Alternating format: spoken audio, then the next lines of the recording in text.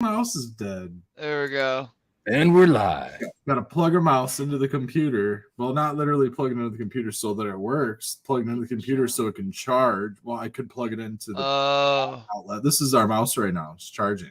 But then you can't use it. We can't use it right now while it's charging because it's plugged into the bottom. What is this? Plug it into the back, and That's then we can terrible design. Mouse, or like if we're just sitting at the computer, we can just plug it in and not drain the battery. I say that is weird that they do that. Dude, you shouldn't use wireless because you're getting a delayed click. Engineering, dude. I don't know, man. It's fun. You know, it's the fun new world that we live in, I suppose. Apple, dude. I'm still with the wire, man. I'm still with the wire. Yeah, I went back to wire because it's quickest. I mean, a wire's fine. I'm cool with the wire. I'm cool with the wireless. It's just the placement of the stupid charging port. That's the thing, Red. I had a Corsair that was wireless, but they put the port on the front so you could charge it. Yeah. While using it still. You would be cool with it in like a weird hip sideward angle. You know what I mean? I don't want to side where your thumb is. Yeah, maybe like up front you could do it in a more like ergonomical place. And that's our mouse talk for the late sesh. Welcome, sesh guys. Yeah. Hey, chat. Cheers. We had a bunch of early people in chat. Tons of likes. Don't forget to switch to live chat. Off rip. Remind you about live chat. What you smoking on there, Baked? It could be the same thing I just smoked. Because I smoked some your weed. That's what I smoked. I just smoked a bunch of jars of Cat Junkie to my right, and that's what I've been smoking on for days, maybe weeks. I've been smoking your Cap Junkie too, man. Yeah, I got Fergoli some. That was a good run, man. I got another one in flower, but we'll see. And yeah. Shout out to Anything Grows out there. She's got some of that too. Yeah. I've got my last dab. I saved it for this. We literally have like this. What is it, Becca? And that's it. Clementine. Oh, nice. Good upper for me. Yeah, I'm just bummed. We don't have any nugs, dude. We've got. I brought Fergoli a bunch of Mac 1, frozen Mac 1 today. So at the very least, Friday there will be some Fergoli Mac 1. At the Hash Bash Cup. He got me a ticket, so I'm gonna go help him out, run some of the booths sometime. Friday and Saturday, but definitely be there. Yeah. We still have a lot of weed that's been gifted to us. I'm sure we're gonna smoke some of that. That's always. Yeah, it's the dabs that are hard to come by when you're out. If you don't make them, like that's what I'm always like. Oh, I'm out of dabs. I gotta go to Winewood, or I gotta. When's my next harvest that I can give? It's big enough to give to Fergoli. Yeah, that's the last of the Clementine too. That's my new thing. Yeah, I'm back to the bong after this dab. So cut that back to the bong. Like that's the worst thing. It's fine. There's just something about a dab. It's like I don't have to smoke a whole joint. It really just helps me like instantly. I kind of like them both though. Have you ever tried to just like start off with a dab and then when you're feeling pretty decent, then hit the bong once or twice and you get that nice full body? Yeah. Like that's what I do. Yeah, but it's always in that order that you mentioned. Dab first, and then I go hit the flower. I used to drink the same way, man. I used to drink. I would buy the liquor first, and then I'd finish with beer. Yeah, with that old wives' tale thing. No, it wasn't a wives' tale. It was saving me money because I would get drunk quicker on the liquor, and then I would pay less for the beer to keep me there. Yeah. The wives' tale though is the liquor before beer, you're in the clear. Oh, is it? Beer before liquor, you're never sicker. Okay. That's what they kind of say, but I always tried to defy that, and I always felt. If I think it depends on the drink. I'm not sick either way. It's interesting that you remembered it just so you could defy it. Yeah. Either way, I usually drank until the drink would come back up, and If I could pummel more, I'd pummel more, and if not, I'd be eating a toilet seat Yeah. or bowl, whichever was available. Cheers, K. Good. Good to see you, K. Good. Hell yeah, member for 7 months. That's cool to see. Yep. All been there. Yeah. Yep. Here's to those days. Good not to be back there. I actually did have a beer. We had a couple beers tonight. So it's nice to be able to smoke some dank and just get up in the morning. Now, if you do a bunch of RSO, I'll tell you right now, that's different. Yeah, because that you edibles wake of any up. kind, honestly. Yeah. So, what's the fastest way to build a greenhouse? Probably I'd say the what are somebody the else hoop to do it. houses where you get rebar and then you put PVC over the rebar, It's probably not a bad idea. bend it into a tunnel. That's extra materials, though. Yeah. Okay, but it lasts a while. It lasts a while. Planning to build a greenhouse. Yeah, I guess. And you might only have to replace the PVC. That's the thing. Maybe once every like couple of years or something. You know what? I wonder if you could use PEX instead. That'd probably be even better. Yeah, you could probably use PVC. PEX if it would go around the rebar. And that's weather resistant. Well, the PEX is made the same size. You want the as blue PVC. shit. Oh, okay. Well, then, yeah. We made a start. I think it gotta be blue because it's cold outside. I would imagine that the blue is colder resistant, whereas the hot stuff. Not. They're all the same. You don't think so? I know the blue, red, and white. They're all the same shit, man. They're just color coded so you can track them, make them easier to track to your house. I always thought, I always thought that would make them a little more resistant to the temperatures, but that's disappointing. Thanks.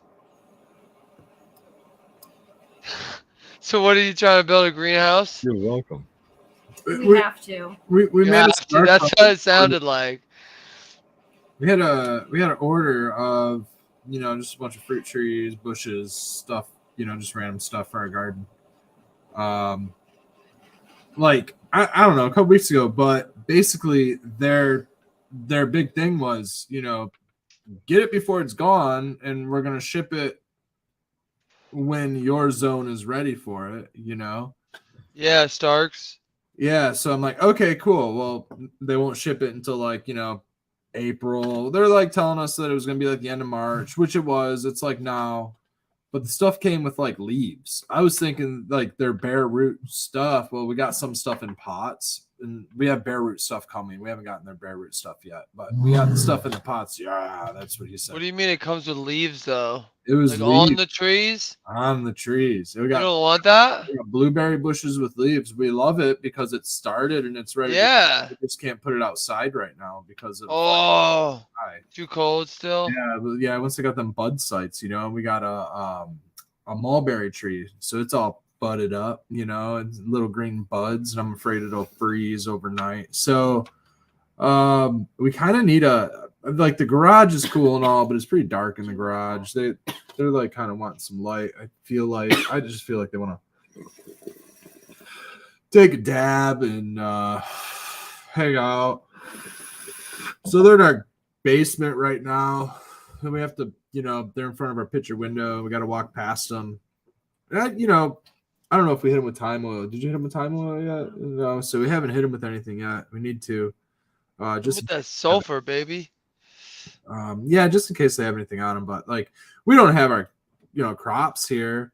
But we just took new moms, and we're not using oxyclone or anything on our moms. We brought them home, and so our moms are home. Like we put moms in blocks, and like we're not out there for a couple days at a time, and monitor the clones.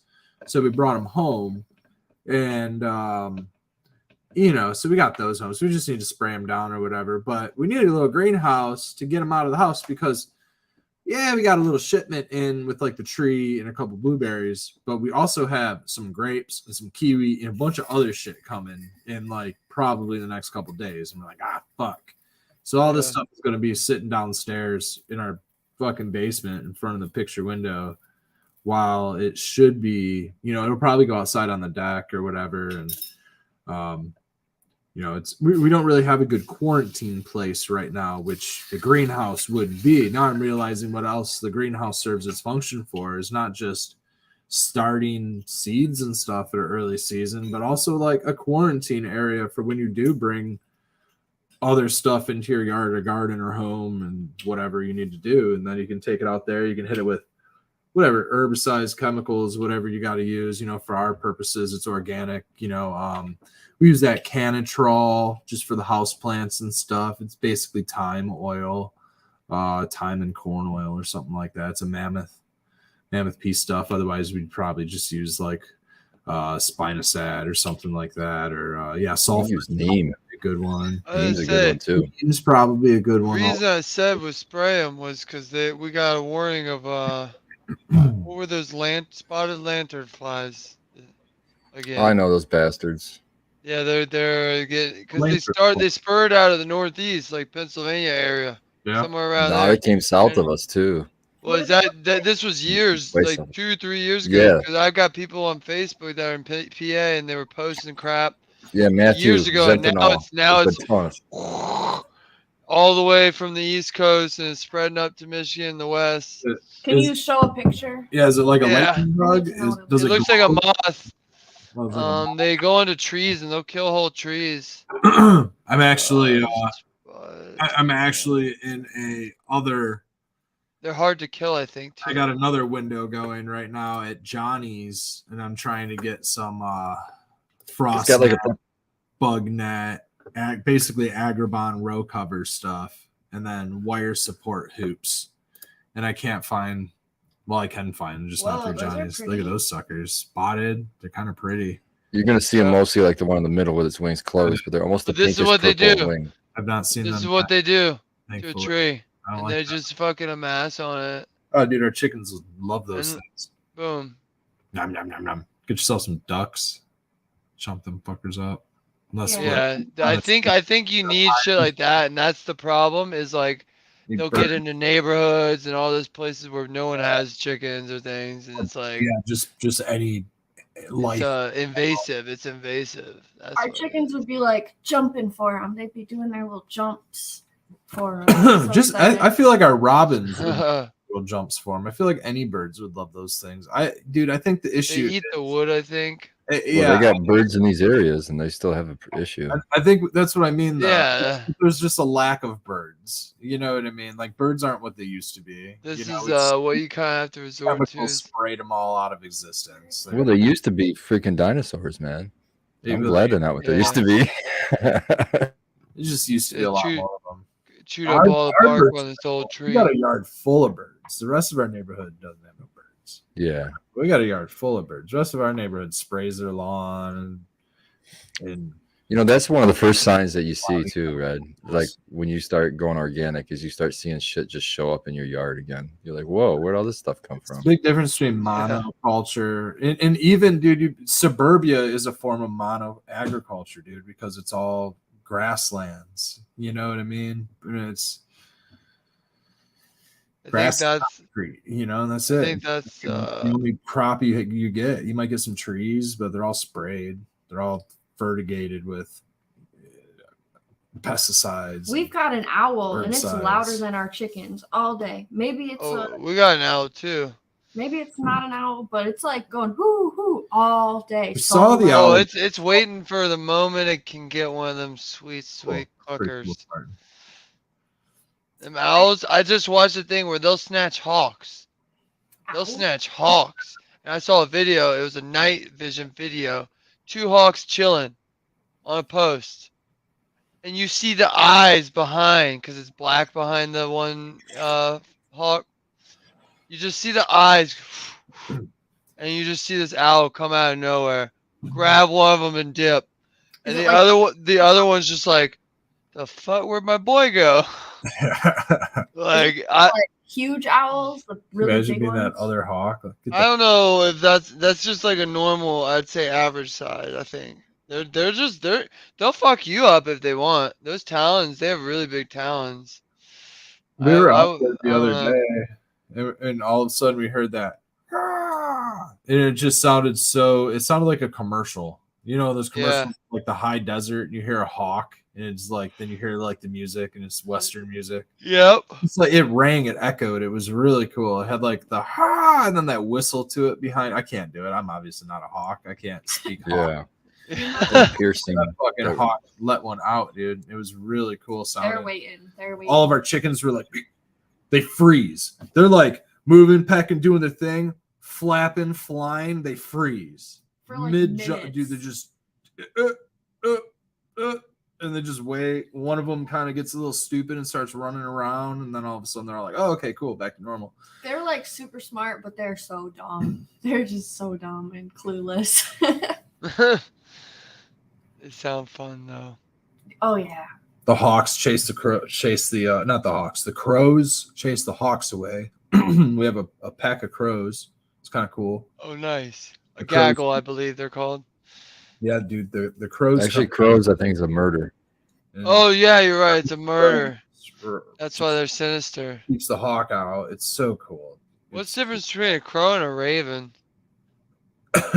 Size by a lot, I think. What's the Think the difference raven's between a bigger? raven and a writing desk? What? A raven's a bird. Yeah. And a desk is a wooden furniture. I don't know. I don't know what the joke went over my head. I don't know, man. Some Lewis Carroll said something about a raven and a writing desk. I don't know. Was Alan Poe liked crows? Alan Edgar Poe liked crows or ravens? Yeah, so it's like They're a symbol. How is a two raven? different- How is a raven like? There it is. How is a raven like a writing desk? Maybe that's what it is. How is a raven? Oh. like a writing Get desk? it. I don't know. We don't get I'm, it. I'm You, still you, you know the answer? there isn't an answer. It has Oh, the question hasn't got one. The Mad Hatter Okay. asks the question, as a matter of Hey, fact. so It's crows just a and mad ravens question. are different. It's a mad question, as well. It is. It's just- what's the key differences? it's They are I know it's- ravens are smart as hell. They're So are close crows. related. Oh, I think one they have one like is a one's mythology. got like a curved up beak, and one's got a flat beak. Oh, okay. Wonder. I saw a video where birds are very kind to each other, and they were on a power line, and there's like a bunch of them. And anytime a new bird came up, they would make room for it. Everyone would shift like an inch or two. You'd see the whole line of them shift. It's pretty inspiring. Be more But like a then bird. again, you're just talking about how another bird, an owl, was eating another bird, a falcon, Well, or a hawk. an owl is a pretty solitary bird, so it's Yeah. the exception. very I majestic. think there's more birds that operate in gaggles and murders and stuff like that than there are solo birds. It'd be Like half so eagle. scary to be a bird. Like you just kicked out the nest and then you just fly around your whole life. Like I think that's every animal. That's what's crazy. It's just like, oh, you're good to go. See ya. And then you gotta go find your next dinner. Holy Like, moly. life's about survival. Spartan, your screen just teleported. Tripped me out. Dude, I've been having so many issues. Actually, I was just gonna say I'm gonna try to restart because I'm having issues here where it's cutting out every 30 seconds or so. Yeah. But I'll be right back. Red, I'm gonna get I think I'm gonna get 2 or 3 apple trees and some grapes, but I'm holding off just because I don't want to have to build anything. I just want to put them out there. I'm gonna have to build a fence or something though because I got deer Mhm. all Yeah. around this bitch. So Yeah, we're gonna have to do that where at our farm. We really wanted to plan everything out there. And so at first we were looking into organic because we want to keep we haven't done anything to that property in 7 years, something like that. So I mean it could very well be organic. None of our neighbors, only across the street, plenty far away. Our direct neighbors don't grow anything. we could potentially get certified. Need some soil testing, but it's all bare land, has been for decades. So hoping it'd be okay to get certified. We need a fence. That's the deal. There's a ton of deer. Our yard is filled with deer poop. We went for a walk across the property, and dude, it's just end to end. Everywhere we were stepping was just bedding areas, deer shit, just everywhere. Like, fuck, dude. They're gonna destroy everything. I have the same thing. So that's why I'm worried about it. And so I'm waiting until I not only have the money for like the trellis for the grapes, but maybe money for some sort of fence. Not like any serious fence. I'm gonna put something cheap up, but we'll see. I would hate for my apple tree to be like eaten. How high does it have to be? Like 6 feet? What's that? Or deer can jump 6 feet. Yeah, deer can jump like 6 feet. You need to do something about 6 feet. Whether some people even do like fishing line, believe it or not, just like random fishing line, just because if a deer doesn't know how tall the fence is, like they'll sense the fence, they'll see the fishing line and sense the fence, but they won't know what to jump over, so they just won't jump over it. It's a weird phenomenon. It's like, what do you mean? Like use fishing line wrapped around some posts? Yeah, basically. And you don't have to make it that tall because they think it's tall? Right. Yeah. That is weird. Yeah, they'll sense it with their face. They can't, you completely see. You would need a structure, some sort of like at least a fence for them to like stop, right? A fishing line, they're just gonna walk right through it. So like you get to stop, and then you like, they're gonna go to jump over it, and they hit so maybe like nose height, maybe 4.5 feet tall, somewhere in that range. Put a fishing line, so they're gonna hit it with their nose. Yeah. They won't jump over the fence. It's a trick some farmers will use. I don't know how accurate it is, but because I'm thinking you could just get good fishing line, like deep sea heavy duty fishing line. Yeah. And wrap some posts. Maybe I don't know, a bunch of times, like a bunch of times, maybe 4 or 5 feet tall. They're not walking through that. No. They might try to jump over it at that point, but that stuff's too strong. A lot of wrapping. I feel like it would take a really long time. A lot of fishing line. Yeah, you just see me in my yard, my neighbor's like, what the fuck? For hours. Mind your business. You might be replacing fishing line. It might deteriorate Speaking over of neighbors, I met a new neighbor that, they're like been there a while. We just never met. I was out chopping a tree, and this mofo comes over here, and I'm trying to be like nice and cordial and all that. And how you doing? And he sees I got my pole barn right there, and there's a mini split and a gas line right on the back, which faces his house. I was like, oh yeah, you run a business out of there? I go, I instinctively went, nope, not at all. Yeah. I said, just do odds and ends. But it was interesting how, like, man, right after we introduced each other, you're starting to be nosy. Yeah. So that was fun because I was like, well, now I'm not going to talk to that guy. I'm going to put up a fence back there first thing. Divide that section. But, yeah, I don't trust neighbors. Neighbors are what got me busted in Florida. Are you on your next door, like, neighborhood app? It's like between their house and my pole barn is probably like a good 150 feet. It's a ways, like and where the doors are and stuff, that's the back of the pole barn. So like they're not gonna be able to see or hear anything. But so like it's just interesting the question, because it's like, even if they don't think cannabis, you can't have businesses at most places. You know what I mean? So it's like, mind your own business. Piss off. They're so concerned you're breaking an ordinance. Exactly. Like piss off. So now, yeah. But that was fun. So it's like even more reason to get a fence over there, because that's where the deer come. It's one of their nice pathways through there, and they go through their yard. They mess with a damn road, a busy road. I've seen deer go out there so many times, and you hear skrrr! I was like, God damn deer.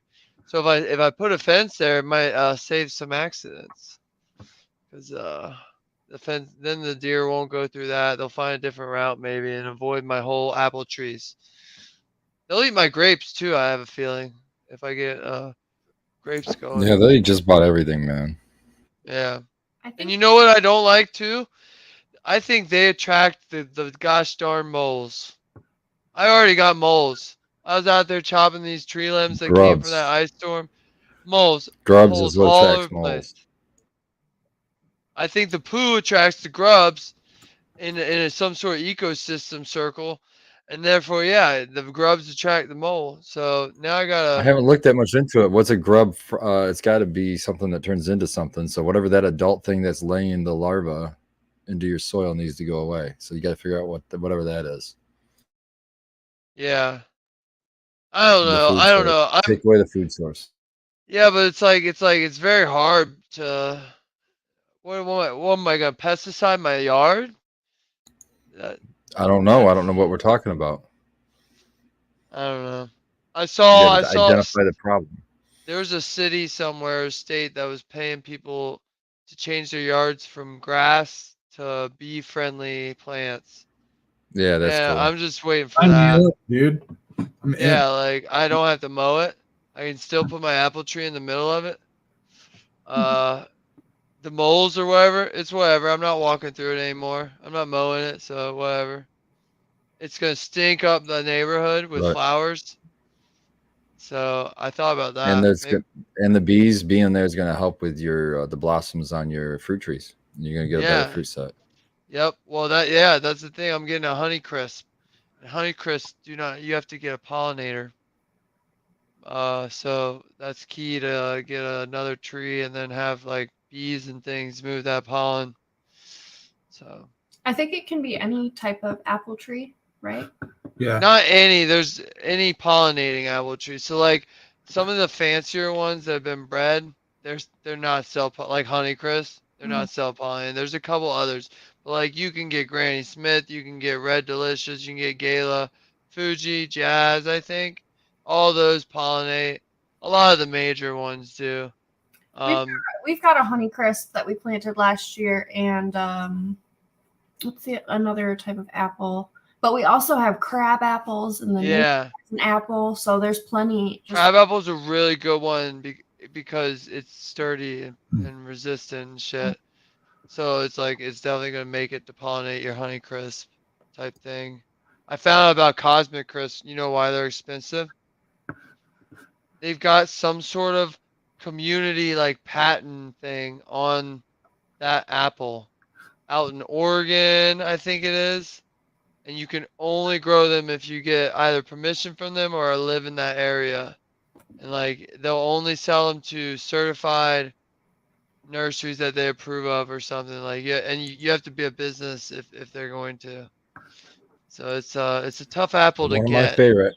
So that's my One of my next favorite apples is goal. Pink Lady. Have you seen one of those? Pink Lady, yep. Pink Lady. Yep. Yeah. Those are yummy. I bought a bunch of apples. I need to buy Pink Lady, but I bought a bunch of apples to do a pheno hunt to see what's my favorite to be a pollinator.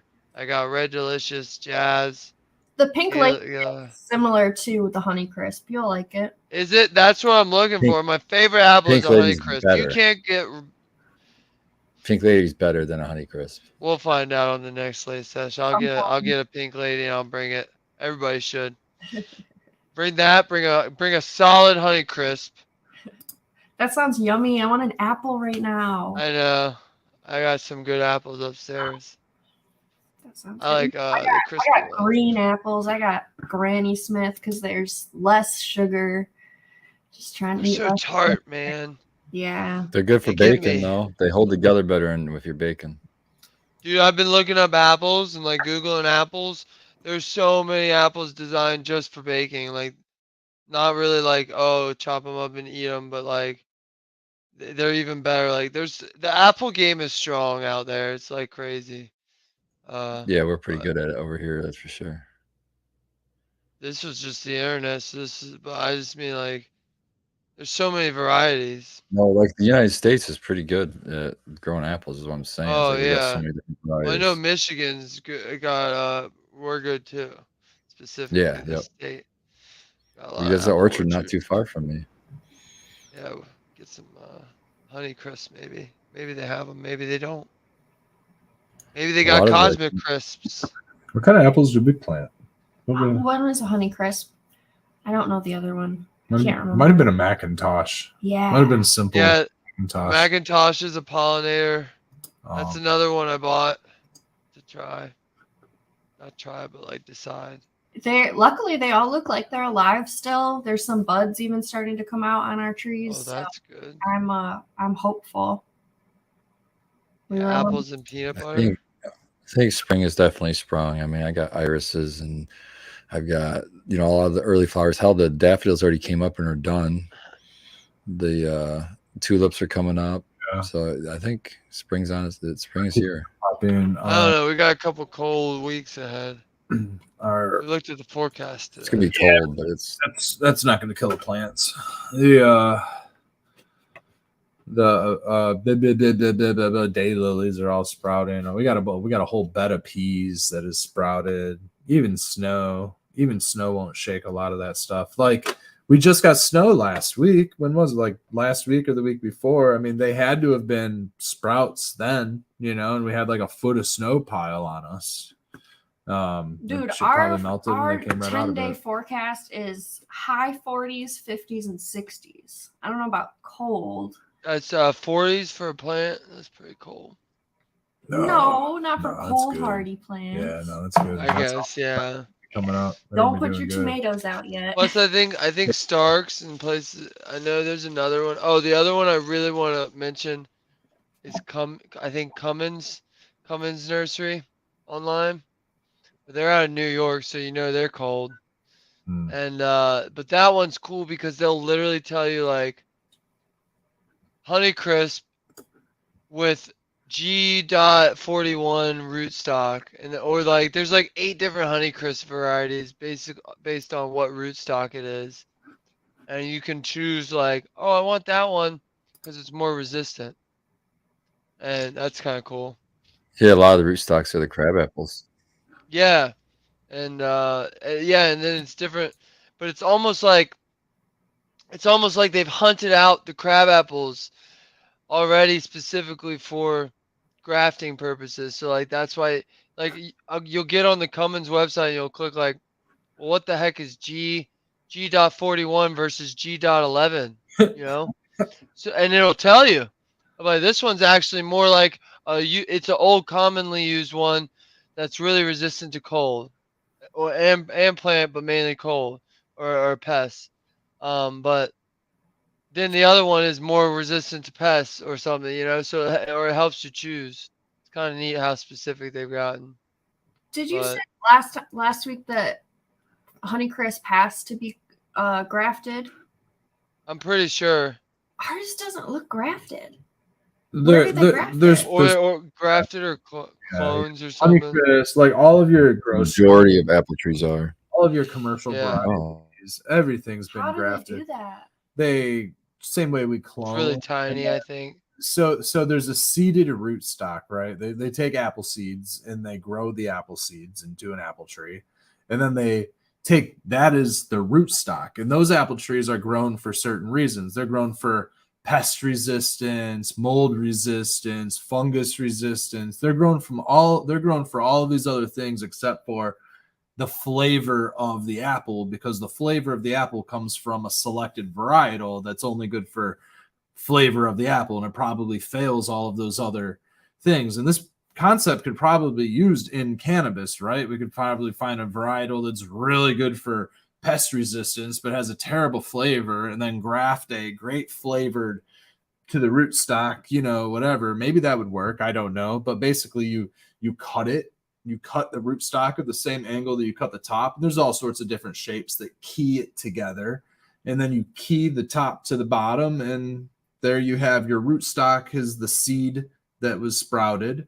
And like the branch. And the graft comes from a mother. You have a mother somewhere. So Macintosh mother was probably from the fucking 1800s somewhere. Someone found them beautiful. And all it was people pheno hunting apples. A lot of it's commercial varietals. A lot of it's there's politics behind what varietals are commercialized. Like there's so much involved with what's in the grocery stores. It's a total fucking ear bleed to get into it. So I'm not going to get into it. But like apples is just a small fraction of the way that, you know, things are propagated, and the reason that we have such very specific varietals. You know, I'll taste a Red Delicious apple here in Michigan, and I'll taste the same Red Delicious, even though it probably comes from California. In California, let's just say Yeah. Michigan, you know what I mean? So, but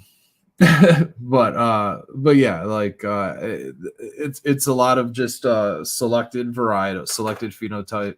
And I don't know it's where they would have done that held on just our like tree, cannabis. unless it's like all the way to the bottom. You're not supposed to bury it, and we very well could have buried it.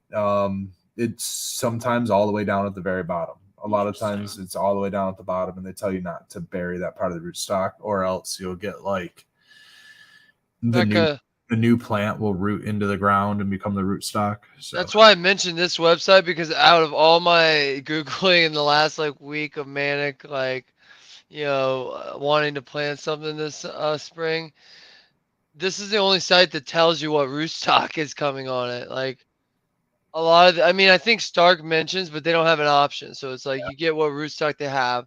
Yeah. Whereas a lot of the other ones that are kind of major, you're just getting whatever they decide to send. And it's like, oh Lord, you know? Yeah, we just got ours from a nursery, so who knows? Didn't say. Yeah, I mean, not that it matters, and you still have success, but I mean, maybe it matters to some, or you just. I'm just interested. Yeah, exactly. So I mean, and it could have been grafted years ago, and very well healed, and you know, who knows? A lot of times they do it when they're much younger. The trees we have are at least a few years old. They're big trees. They're 6 feet tall when we bought them. You know, that big around diameter trunk. What's that? 2-inch diameter. Easy. Big trees. They're a couple years old. And we have a cherry tree. Supposed to be self-pollinated. It did have cherries on it last year, so we'll see like how that one goes. Cherries. Everything seems to still be alive. We're hoping that they come back successful, you know, through the winter. Right now, we're trying to pick some bulk seed that we want to try running more market style. So some stuff that's gonna have some sort of a attractive, let's say, flavor appeal, you know, whatever. We can get free shipping if I place an order before midnight. So I'm over here trying to also do that, but I'm gonna roll a joint. I got these carrots set aside. It's like, I don't know, like, you know, a pack of seeds is like $5 and some change, right? And then you're getting like, I don't know, a couple hundred seeds, and then like 1,000 seeds is a couple bucks more.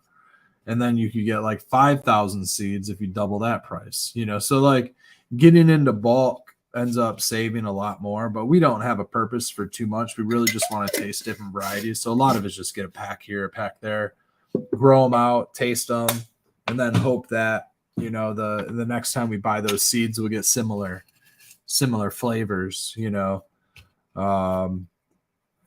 It's interesting how seed, I mean, we're even seeing like they show F1 varieties on seed. Like you could tell it is just an open pollination seed pack that you're getting. So you don't really know what you're getting. You're getting a combination of 1 and 2. I mean, maybe it's a more dialed in approach. I don't know. Yeah. I don't know how like the lettuce game goes, you know?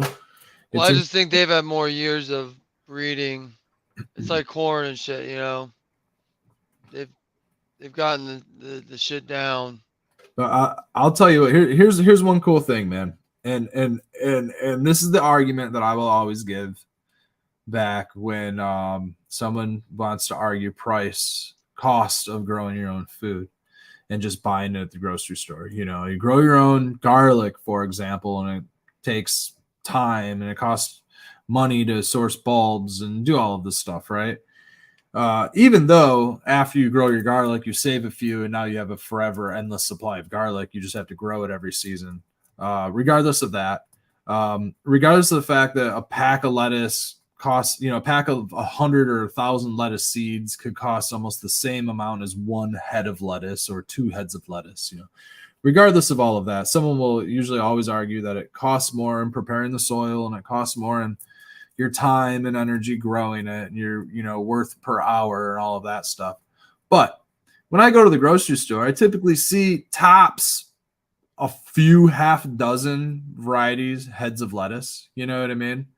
I'll see a romaine. There might be a Salanova selection, if we're at like Whole Foods or something. There might be a couple of other. And I'm not even talking about like bok choy and all this. I'm just talking about just simple lettuce, okay? No brassicas involved in this. Dude, I don't know how many SKUs are on this page. Let me go there. I got a page here. 189 products, all different types of lettuce. 189 different varieties of lettuce. Some of them are red, some of them are okay. There's a few mixed varieties, but let's just say there's 100. Let's just even some of them are okay. We got to actually cut it in half because some of them are pelleted seed. Versus that pelleted seed means it has a little coating, it makes the seed a little bit bigger. Lettuce seeds, carrot seeds, they're fucking tiny seeds, and if you try to like sow them in a row, you'll plant too many and you'll waste them and you'll have to thin them out. So, and if you want to use a seeder or plant them bigger, use pelleted seed. It makes the seed a lot bigger, so it can go through a machine and seed itself and stuff like that. Makes it super handy. So there's let's just say there's 50. Let's just even say there's 50. Fucking dude, let's just say there's 20 varieties. 20 varieties of lettuce that are exponentially enhanced flavor. And lettuce is just water. Yeah, man, iceberg lettuce. There are varieties of lettuce that are loaded with micronutrients, phytonutrition, all of the good minerals that are in the soil, that are in the ground. It's in the lettuce. Eating a salad can be very nutritious for you and not just a heap of water similar to a basic iceberg, even though iceberg probably has some better minerals than just H2O. There's very little, but romaine, they talk about romaine having better mineral, but dude, like you get into some of these Salanovas, some of these deep fire lettuces and stuff, some of the taste might get a little bit bland, but the mineral content goes up. You can always season it properly, ferment it, and do all of this other stuff. But dude, then you get into the fucking brassicas. Holy fuck, dude, there's 10 different mustards, there's 100 different kales. Like, dude, like it just goes on and on and on. You see 3 varieties in the grocery store. So that's always my argument, is just not even the different flavor palette that you can get from growing your own food, but, or even just going to a farmer's market for that matter. But the mineral density content that you're going to attain from growing your own food, the enhanced nutrition, the enhanced health, the beneficial health byproduct of that simple, like you could grow some lettuce as a cover crop in your cannabis bed. That's what he was kind of talking about. Rusty was. Yeah, man. Grow some radishes, and we're trying out a lot of different lettuce types this year. We got some new types, some old types, and it's definitely cool. Baker Creek's got some cool ones too. Baker Creek has a lot of your heirloom varieties that you're not going to find. You got some very cool varieties. You're not going to find much bulk seed through Baker Creek. If you want bulk seed, you're going to have to buy individual packs, which a lot of people do. A lot of nurseries buy bulk seed. They might have discounts. You probably have to talk to them. They might give you buy 100 packs, get a discount type deal. But we found Johnny's having some good bulk selections and also good germination rates so far. So we haven't tasted the lettuce, but planted outside. Yeah, we already got it growing, and it's holding up to the cold. 20 degrees last night, 25 degrees, something like that last couple nights, and the lettuce is doing we'll have fine. to open it up tomorrow probably. Got a little cold frame that they're under. And actually looking at some, it's called Agribond. It's a freeze cloth. It's a cloth that you would put over some little wire hoops. We're looking at actually getting these Caterpillar tunnel hoops instead of fucking around making our own, just getting them through Johnny's, and then getting the Agribond, which is it's kind of like a mesh paper fiber. It's a cloth. It's more of a cloth type of, but it'll stop your plants from allowing the frost to touch them. It's kind of a cover. Think of a hoop house, but much smaller version, more like a foot off the ground. And so we're thinking about getting some of this lettuce and carrots, broccoli, a lot of that seeded like now, and just putting that over top so that if any snow or frost or anything does come, it won't wipe out the baby seeds, and or even getting some other stuff that might be a little less cold hardy started. I don't know, whatever that might be, maybe even some squash early on and stuff, but it'll help. I finagled my way into a couple more dabs, really scraped these jars really, really well. So I got some lime. That's always the key. You can really get some out of some of the jars if you. It's hard if I'm doing a cold start. A cold start makes that really hard because I have to like get it in there somehow, But with the blender, I've been using my blender lately, and it's much easier because it just melts right on. Some Mystique #2 I just plucked out of the dry room. See how this is like a gassy berry. It's pretty nice smelling, so I haven't smoked it. We'll see. I'm gonna pop it open and pack a bowl. Hey, Baked, how long did you take that Blue Dream? Do you remember? 70? I want to say like 72. I think I wanted to give it extra time because I felt like it was a sativa. But I can't remember what day I'm in. I just can't remember. I'm in like the early days of week 8, and just now starting to finally get it to fade a little bit. So I was kind of wondering how long it's gonna go. Yeah.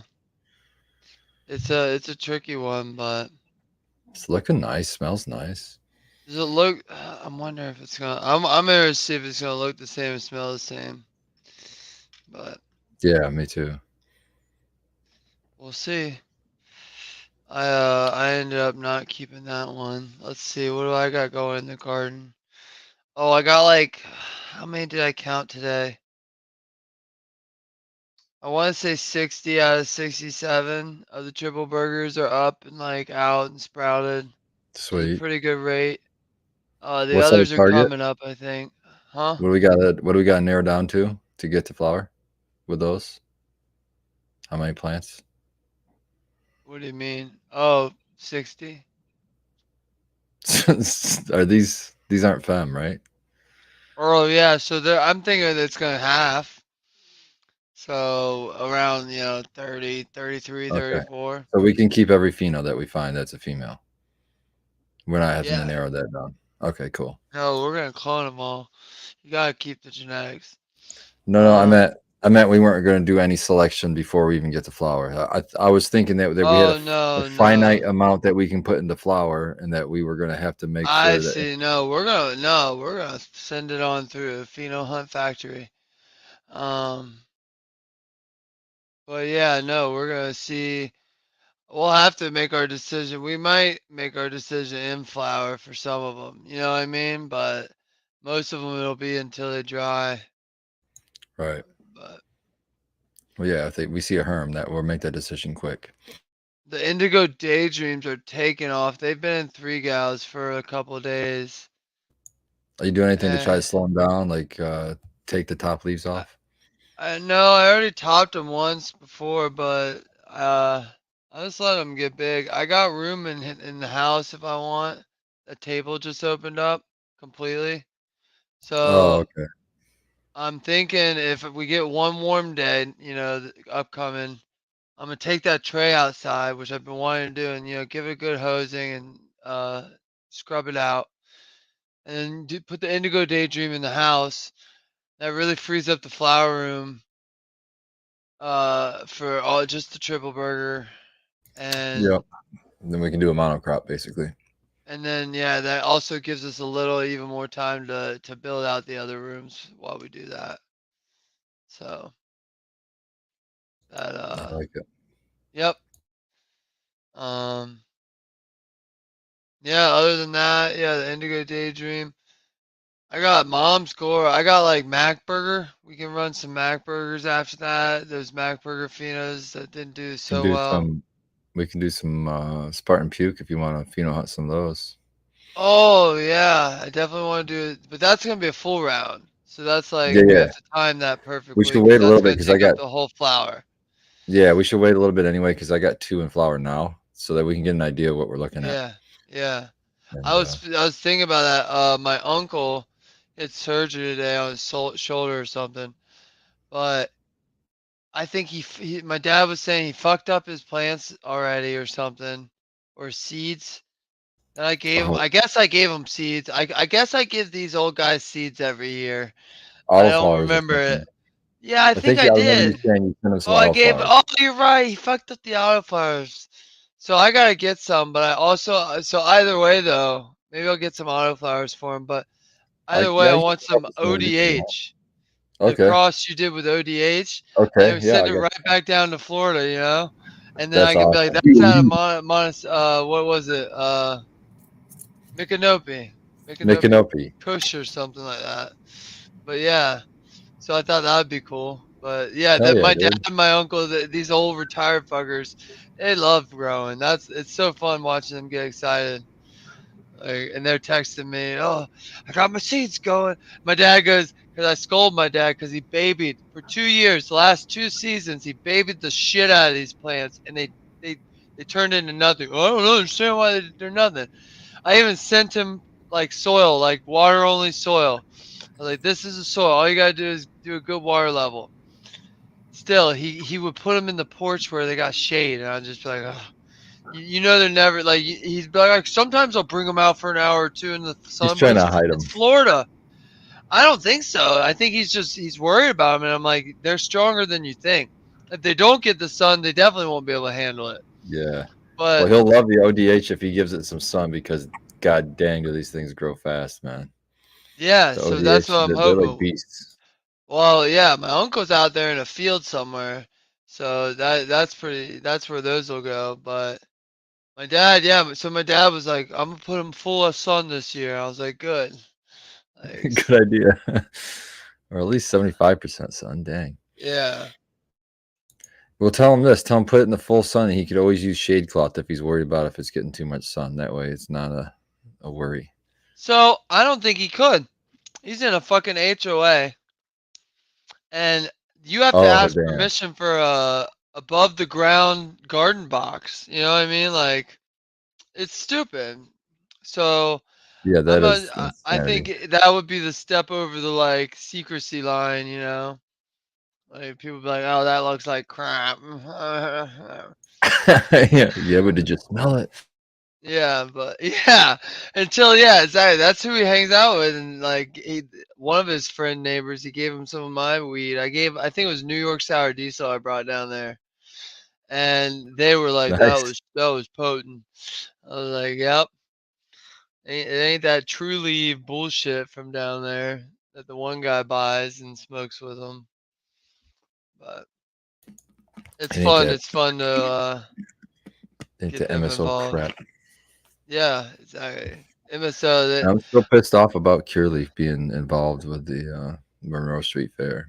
I know how Yeah. everybody's trying to swing it like all this money going for charity and stuff and whatever, but why let them sit at our table? I'm sorry, I don't know. I like to say there's room for everyone, but Cureleaf is like one of those examples when it so now on a hash bash. There goes your internet. Monroe Street. Damn. See, it's working against me. Yeah, they have I'm being negative.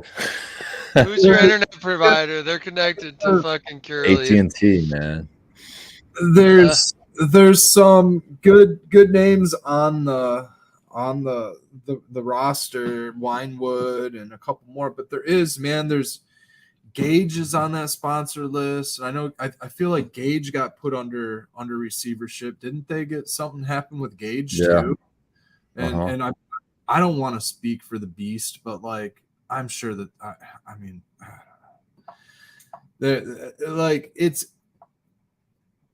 I feel like it kind of dilutes and waters down the original purpose of the Freedom Rally that it is, when like some of those those companies are battling hard to make more prohibition by taking away people's rights to home grow. I don't know if it was Curaleaf or one of those companies was involved with lobbying for Florida home grow takeaway, just all kinds of stuff. I think it was Curaleaf, which is that same company. Yeah, Curaleaf and Trulieve are the two big ones in Florida, so that would make sense. And they lobbied the shit already. They literally like open lobby down there. That's prohibition antics, you know. Like, I don't understand how that's sponsoring Freedom Rally stuff. It's just, it doesn't make sense, man. It's like, I'm all for the it's not the rally, it's the Monroe Street. We got to make sure we make that clear. They're not affiliated with the Hash Bash itself. We're wanting to grab a treasure map just to support or just make a donation to what's Josie's foundation, the Sons and Daughters. Is it Sons and Daughters Foundation? And just making a donation. No, hers is for that specifically it's a good cause. It was for the expungement network. It is a good cause. Just expungement network and Great Lakes expungement. GLE. It's I'm all about all of that stuff, but if we got those maps, there's no reason for us to go into a handful of the stores on the thing. But well, that was my problem with it, is the map is encouraging people to go into those stores, and that's what I don't like about it. I'm fine with the donation going to them. It's just like, why include them in your map and encourage people to go in there? Yeah, like and then they get a ticket to the Hash Bash Cup. Also, there was just a big thing goofy against the MCMA. I don't know if any of those companies were part of the MCMA directly. A lot of them carried their products and allowed them to exist and allowed them to lobby against home grow and, you know, a lot of stuff, man, that was going on. Dude, they were trying to shut caregivers back to having like one patient or two patients, having to drop our patients. I mean, it was pretty. I think it was to 2. Yeah, down to 2, I think it was, which is ridiculous. You just tell you tell a caregiver who's been helping 4 or 5 patients, you tell them just pick and choose who you get to keep and just which ones you're going to cut loose now and not help anymore. That's just ridiculous. And that's why that bill got destroyed, because that's what we told the lawmakers. Like, this is what you're saying to everybody. This is what you're saying.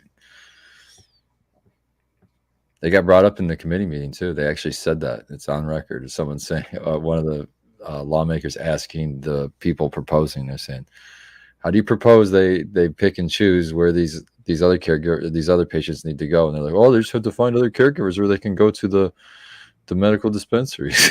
And they sounded so terrible when they said that. Oh, that's your plan. Yeah, dude, that's a good point. The medical dispensaries, like all the dispensaries that are dropping their medical license because now that the state doesn't require them to hold that prerequisite, and you know, they don't make a lot of money. I've worked in shops with medical licenses. Nobody shops the shelf. A lot of people just shop. And it's, you know, just the signs of the times where there's not as many card holders and this and that. But there's some stuff going back and forth. The CRA posted something about remediation, and then Stace of Base 85 posted some stuff. I posted some stuff on there, and a lot of it about the testing, which is kind of like, what is this? Why are we even testing? You know, we kind of shrugged it a little bit last night, and then it was kind of like more or less about the remediation side of things. But in my mind, like we got all this testing you have medical products that's on the shelf that's been tested at whatever percentage and past whatever microbials, and there's stuff on the shelf from 2019, she said. And like forwarding a patient like from that level, like you're saying that they're telling the patients to go to the dispensary. Well, that's what the patients have available. Product from 2019 that at one point passed testing, but I'll tell you what, 4 years later, that testing is not the same. It's got a completely different cannabinoid profile, if it even exists. And I guarantee that they're not storing that stuff properly in the back.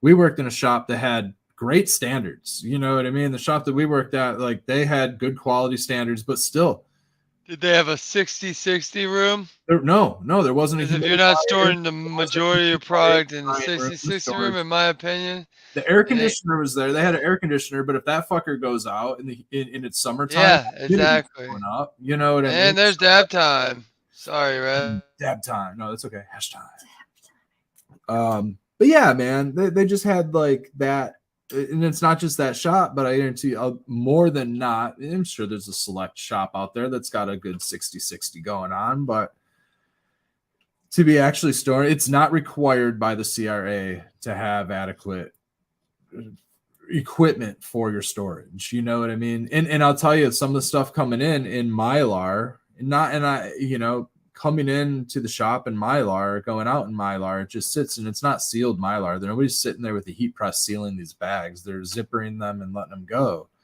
Opening them, closing them. Yeah. A lot of the stuff comes in bulk package in Mylar, and it sits. Once it gets open, that integrity of that seal has been busted. They might only go in there and take a couple of ounces worth of material out of that pound. And that pound sits in that storage room just drying out or sitting in damp conditions. Who knows where it is? If it's in the basement of the building, if it's in a, attic, whatever, wherever it's at. It's before actually, but all that's right. But before that, transport. Who knows where they're going? Exactly. Is it AC? Are they picking up 10 other places? Are they stopping at 15 other places before they drop off your shit? I mean, yeah. I mean, transport's heavily monitored. The state's definitely knows where they're going. The answer is no and yes. It could be stuck in traffic, dude. It could be stuck in traffic. No, it's not AC'd, and yes, they're stopping at 15 other places. Going all the way up north, dude. Imagine getting your products up in like fucking, I don't know, Marquette, right? So you got a shop up in Marquette, and you're sourcing from down here, and that shit's traveling 10 hours with traffic, 18 hours sometimes, taking 31, taking a scenic route. State's making them take that route for some stupid reason, I feel like the CRA doesn't, they're not watching every camera all the time, but if there's a complaint, they go back, right? Like, they're not just sitting there always watching. I agree. That's why you're required to hold it for a year. They're not watching. I said they were watching. No, they weren't watching. But they are taking your truck seriously. And there's been job postings for more agents to go inspect places. So they are trying to improve the process. You got to give them credit. And there's a new director now too, and he's an ex-police. So I don't know if that's good or bad, but I think enforcement side of things is probably going to go way better. Part of me wants to attend one of these meetings. I don't have enough skin in the game to even bother with it, because it's like it's just a topic for me to speak on. I don't know if I'm not licensed, so it doesn't really affect me. If I was licensed, I guess it'd affect me negatively. But as a consumer, it certainly affects me. It's one of the main reasons I don't shop at the stores is because there's just no shelf life on the product, and a lot of it is, for old. You know what I mean? And here's my gripe with it is it's just a completely different profile. It changes over time. It's not like alcohol. It sits in a bottle and keeps its whatever percent. Maybe alcohol even changes profile. Like wine probably changes. Alcohol gets alcoholier. Totally changes in wine over time. I'm sure that's a thing. So maybe it's just something that they just don't care about. Could you imagine if THC increased over time? Increased over time? Well, they would certainly make you retest it if it increased over time. Oh, absolutely. That would be dangerous for that. You could have a 50% nugget if you held it for a year. It's very deceptive to the consumer. I don't know. I don't know. Where do you want to be too like? The thing is, it's a start though. Well, it's all the start. We're still. What other states are? Let's see, California, Colorado, and I think there's one other, maybe like Oregon or something, that are ahead of Michigan in terms of legalization, market. And I don't mean like better. I'm just saying they've had a market for longer. So let's say we're the fourth fourth, state. So we're still in the beginning, like, of the cannabis out of 26. Yeah, and everything goes out the door when federal drops. Then it's all exactly. Even if they say states make their own rules, here's our federal standard. There's going to be states that take that, and there's going to be states that don't.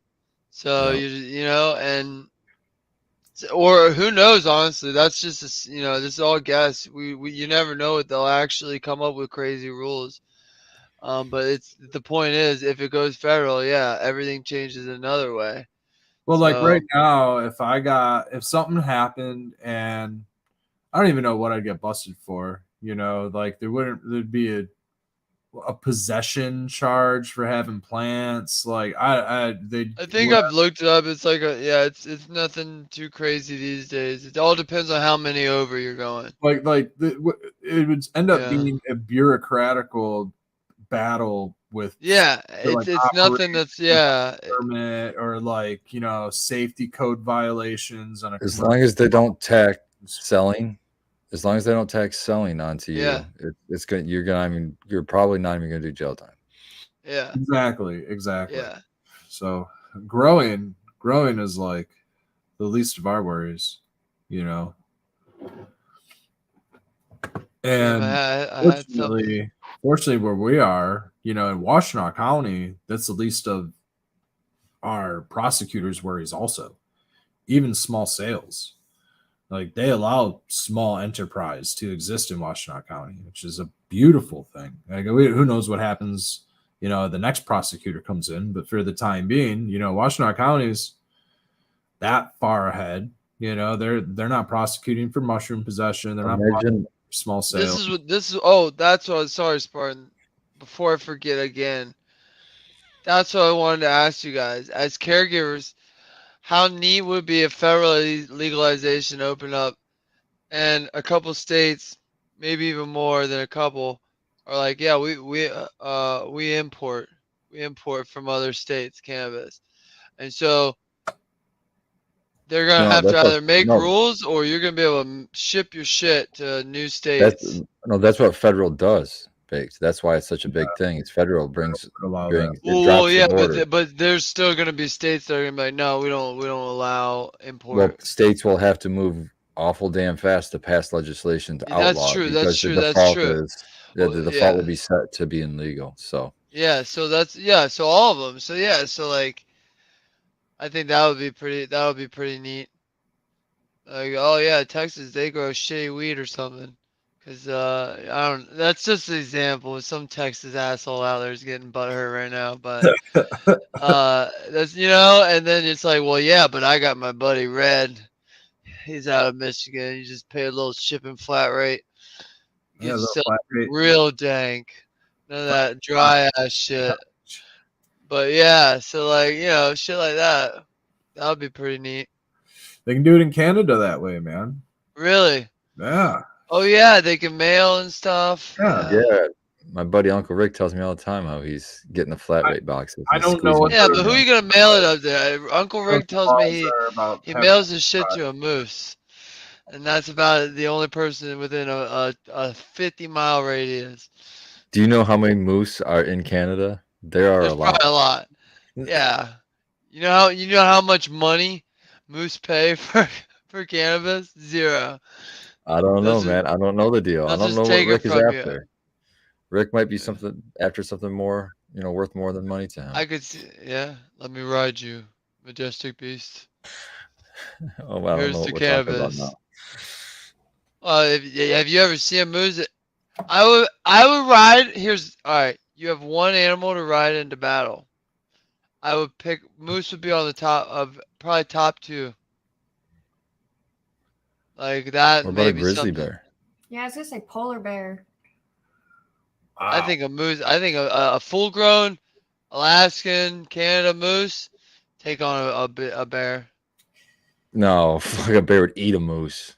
I don't know. Let's Google that. I'm gonna Google it. Can I resurrect? Especially a polar bear. That Becca suggested. I think that's a bad one. The polar bear would really. I mean, it depends on environment, of course. It's not going to do too well in the desert. It's hard to beat. Damn it, AT&T. Yeah, AT&T is the worst, man. We got nothing. Yeah, we missed all that good info. Get nothing at my farm. All I know is he was complimenting my choice. I was just of a saying, polar bears are. Yeah, they're super badass. Damn About the it! only bear that can even compare, maybe be the Kodak. The polar bears. A Kodiak bear is bigger. I did a report on Kodiak bears. Kodiak bear is the biggest bear in the world. They can push trees over. It's bigger than a polar bear, or is it? Yeah, Bigger polar bear as in second. what? Weight or height? I think everything. Yeah, when Really? Kodiak bear stands up.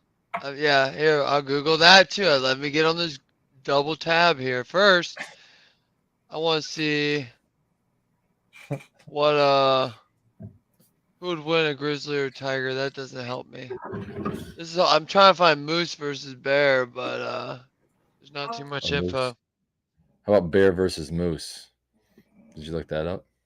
No, I didn't flip the words. I don't know, man. I don't know. I'm finding out. What was the other one? Kodiak bear? Kodiak bear. I think they're the closest to a polar bear. I think a polar bear is still the bigger. Specifically, it's like the closest. It's a close call, but the polar bear is generally considered the largest bear.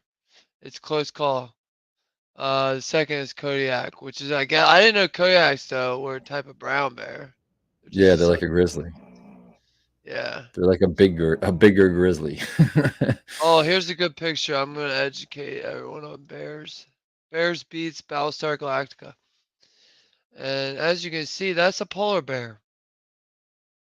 That's a Kodiak. And there's your puny little American black bear.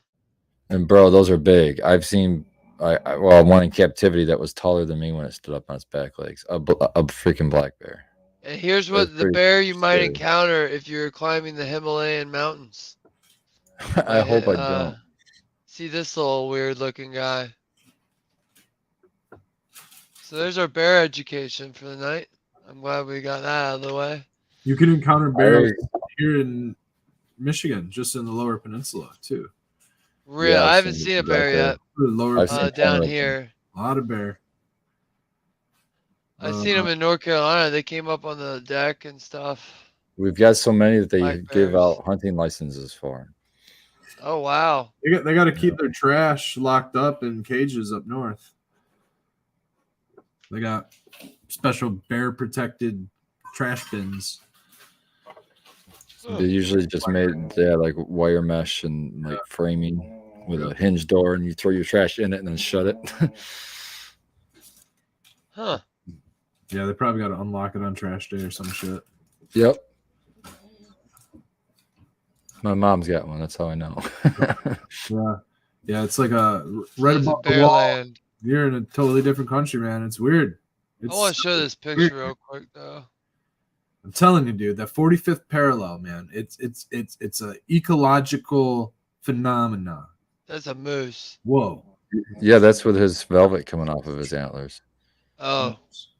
That's not like he did that. That's not an animal he just destroyed. No, that's part of him coming off of his antlers, bro. Yeah, that's him shedding. That was an epic tale, bro. Early antler. Fuzz. Listen to this argument. If the moose charges the bear and the bear doesn't get out of the way, the bear's gonna lose. Okay, in that tiny instance, and the bear doesn't get out of the way. Yeah. Well, you better have good strafing. Bear. What about the elephant? What about bringing the elephant? I thought about the elephant, but I don't think they're actually that good. Like tigers take them out. I think other things take them out. Let's see. But they also fight back. Tigers are my favorite cat. Tigers. Tigers are my favorite cat. Flying tigers' ass, dude. I think tigers are the biggest. Wow.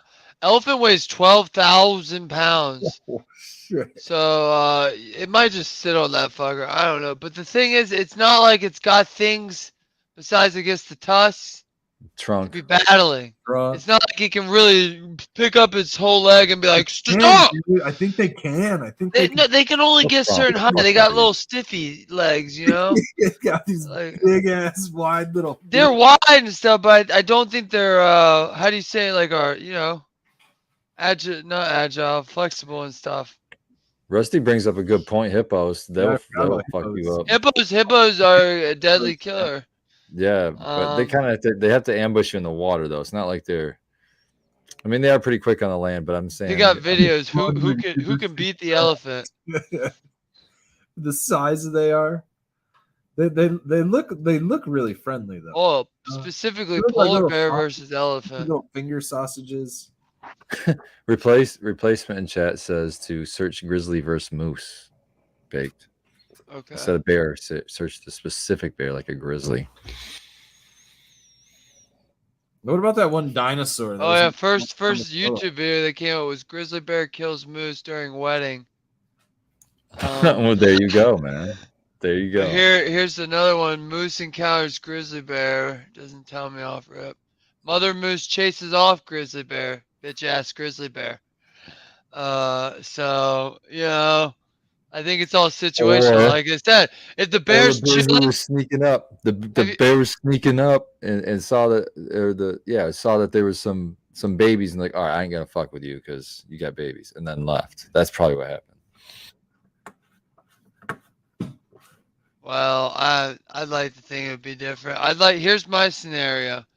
Do you know what a honeycomb is? It's when a bear gets a whole bear gets a whole of a hive. I just made that up.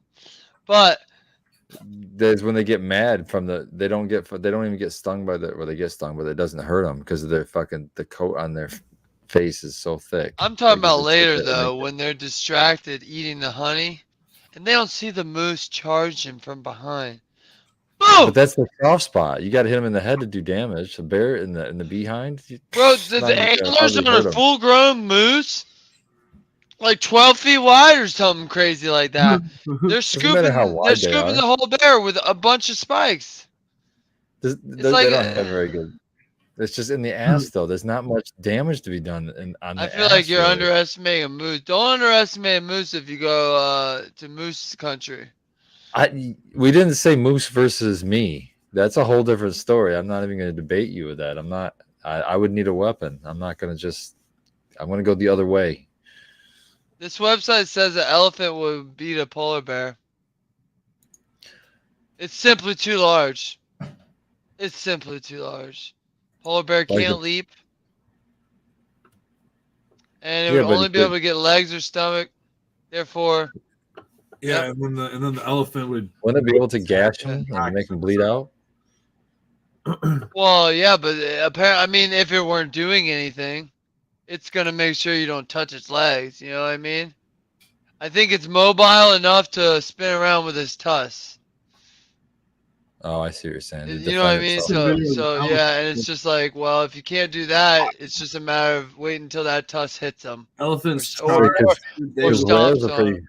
whales are pretty heavy too, and that's what polar bears can eat. So I mean, it's like. Yeah, but well, what? Hold on. Polar bear eats whales. Whale, like what? We're talking the small little ones with the horns, huh? A narwhal? Beluga whale. Or beluga. That's not like a pretty big one, I don't think. Feasting on a carcass. Probably eat that just means they're eating remains, yeah. A gray whale or something. I bet it happens, but I don't think it's like they're killing a blue whale. You know? No. Sasquatch. You know what I'm saying? But yeah, they're definitely killing the Moby Dick whales. Sasquatch are out there knocking down pines, dude. I don't think they're getting Sasquatch. I can't look up stats on Sasquatch because it's not. Nobody's seen one for sure. What about the abominable snowman? A lot of people. Do you think that's the same, or do you think that's something different? And they do have stats because they've seen them knock down the things. There's probably some D&D stats you can look up for it, Baked. I think the abominable snowman is different. They have a blue face, How would the Sasquatch? And they let themselves get seen. Abominable Snowman is totally a different. Yeah, Redwood now. Redwood. Character. He's Himalayan. I Oh, think that the Yeti may also be maybe the Yeti is Himalayan and the Abominable Snowman may even be from a different region. But you don't think they can be related or the same? Like we live all over the whole planet. They're probably the same. I think they're the same. Looks like it's different than the Sasquatch. Sasquatch would be a North American version. I think the Sasquatch would also exist in Asia as well, in the lowlands. Yeah, I think I have heard stories about that. What, man? Dio's back there. Sasquatch story? Yeah. They got a Yeti in Pathfinder. There you go. Oh, the Yetis or Abominable Snowman, same thing. Are the mysterious and terrifying inhabitants of the roof of Gorlon. Oh, the roof of Gorlon. That sounds sinister. Yeah. I think it's a mountain. So like they're saying the peak. Okay. Interesting. Yeah, I got my Pathfinder beginner boxes coming this week. Oh shit. So it's got like the story and everything. Oh, So cool. we can get started on that. And so I picked that one specifically because, man, maybe if we could get Red over here. Red, you trying to do some RPGing? Old school tabletop. We might. You would be a good rogue. Maybe a ranger. No, he would be a good druid. No, bard. Oh, an excellent bard. Yeah. Buff us up. Yeah, he would be fucking killer. Heal / buff. Yeah, I'm telling you. Well, I picked the beginner box because I found after the beginner box you can keep your. He's a DJ. Yeah, how did you not think bard first? Well, because I thought I thought he was. To be honest, if I'm being honest with everyone, I thought he's short. Me? Yeah, I'm short. Relatively. And the short guys usually are like a sneaky guy, like a rogue. Tall, dude.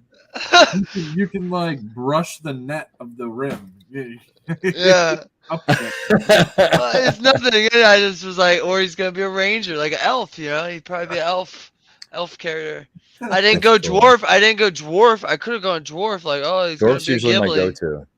Dwarf's my favorite. I love dwarves. Well, when you meet me, I'm average height, but I really have very short legs. I'm all torso. Yeah, he's pretty average, actually. Yeah. We looked it up once. The world average is lower. It's like 5'9". So if you're 5, yeah, that's the world. But the American average is a little bit more. Becca laughed. This says 5'9", and Becca laughed. I'm almost 5'9", man. Oh damn, Becca's doing you like that. Look it up again, Bates, because I think you're saying a little higher than even it was. I think it's lower. Next stretch. I hit 5'9", right? The world. I think America might have been 5'9", but the world was a little bit lower. It's okay. I love you. Oh yeah, I think non-Hispanic white. No, just a little bit. I hit 5'9". Just under 5 feet 10 inches. 5'9". Oh damn, 5'10". That's the world, but let's get America. You're right. America's 5'9". So, so we're short people, I guess. That's crazy to know. Wow. I'm gonna look up Japan real quick. Short. I think they're gonna be shorter, dude. 5'7" There you go. Yep. Just 2 inches. That's not bad. Interesting facts today. I like our facts section. Yeah. Everybody's just got the knowledge bombs. Bears. Moose, so meese. much. Is it moose or meese? You know? It's moose. That's not. I'm bored. I hate your internet. Moose, but tonight. If you have a flock of fowl, you have geese. I thought that was a gaggle. Or Gaggle of geese. What's a flock? What's a flock? Is that only a flock? Is a chicken. Chickens, I think, are flock. Is seagulls a flock, or do flock of a feather? Or they just ironically make that term and say flock of seagulls when it's actually a gaggle of seagulls? Did flock of seagulls get it wrong, or did flock of seagulls? Yeah, Good they- I question. don't know. Seagulls are annoying. If you So if what you is it? took a flock of seagulls, you're gonna get What crazy. is a gaggle? It's a gaggle of seagulls. How do you say that though, like without getting some weird shit? G-A-G-G gaggle. Popular names for flocks. It's just I guess a popular name for flock. Huh. A gaggle. Seagulls. Well, a good cover band for flock of seagulls would be the gaggle of seagulls. Say what's a group of, and then whatever animal you want to know about. What is Oh, a good group idea. of? It's a group What of otter. is a Group group of otter. of geese called? Goose geese. A flock, team, or skein. S-K-E-I-N. Skein. I like it. Or Yep. skiing. Ski, maybe skiing. Can you imagine like a group or a pack of what is a pack of otter? I don't know what to call it. A pack of otter floating down the Ooh, river. what is You that? could, like jump on I it. call it a gang because they're always up to no Gang good. They're of out there just yeah, gang of otter. dominating shit. It's called a bevy, a family, or a lodge. a A lodge. lodge. I like the Lodge. lodge. That's Yeah. cool. So you got a Yo, lodge. you want to join my lodge? We're You wanna real join my cool. lodge? 400 of them. They're just. I'll show floating you out. the spot down here. They're just like cruising. I almost got mixed up with beavers, and I was gonna be like, You where just, like, I jump fucking put a right dam up. Surface. It's real sick. Jump on this. Jump on the fucking pack of otter, lodge of otter. Do it. Well, not down any of the rivers around here. They're all fucking contaminated. We They're don't fucking contaminated now.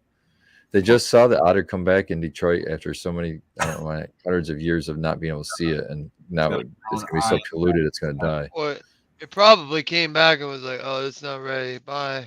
It was just a scout. It was a scout. Yeah, Like, nah, scout still not mission. ready. This. Like it's one of those apocalyptic movies, but it's like all otters. We must send our scout out to find out if we can go back to our homeland. Is it ready after the great catastrophe? I think we can go up. I bet if we go up to like maybe get up into the upper peninsula, right? Go up in Yeah, there. I bet there's some that's good where fish. there's some clean You water. probably get some good fish or find some clean otter home land. Maybe. I lose a lot of hope when I read stories like, A lot of have mining you up heard there. about? Have you I'd heard like about to the pet an otter's belly once. live one? Hopefully. Yeah, well, yeah. Okay. I bet somewhere I can do that. Do you trust an otter to have you pet its belly and not? If bite you? if I know that it got an anchovy or whatever they eat first, Oh, then or put it yeah. in its mouth at that moment. Yeah, like here's the anchovy. All right, here you go, buddy. Little scratchy scratch. I bet they'd be a fun little. I've seen them make noises on videos. Have you heard a fox laugh? Ooh. What does the fox say? No. Have Is you that heard what a you're fox trying to laugh? do? No. It's fucking scream. Yeah. No. that's what It sounds It Fox. sounds like a well. It sounds I'll pull eerie, it up. but I can't get it sounds like sound eerie, on but stream. it's funny. It sounds like a laugh, kind of, but it's kind of eerie at the same time. screaming children. Yeah, it is kind of like. No, that's a legit laugh, dude. I can't show it to everyone because there's no sound, but it's, oh, fucking the fox peed. She's giving it pets and it starts going ah, like a real kind of laugh, like a goofy one, but it's humany. And then it got too excited. But it's like they say they're like a mix between having a dog and a cat. An otter? No, a fox. Oh. We moved to foxes. Hearing We're moving animals like left and right back. I gotta keep up with the animal swap. Guys, I had to make some brownies. I'm That's sorry. Next up, MBGS tour of the zoo. Dude, hearing animals in the woods is sometimes fun, sometimes exhilarating, and sometimes terrifying. But usually, it's always I don't know what the fuck that is. You never know what the fuck it is right away. You know, you gotta have to think about it. Like, was it a dinosaur? Like, it's always like the worst thing ever. Is it a bear? Do I hear a bear? Oh no, it's a beaver. Okay, that's easy enough. A beaver? Well, yeah, I don't know what a beaver sounds like, but I imagine they sound They like something whack like their that. tails. You're gonna make me look up a gosh darn beaver sound? I'd like to hear what a I think beaver they sounds whack like, their please. tails. Don't they? Maybe they Beaver noises.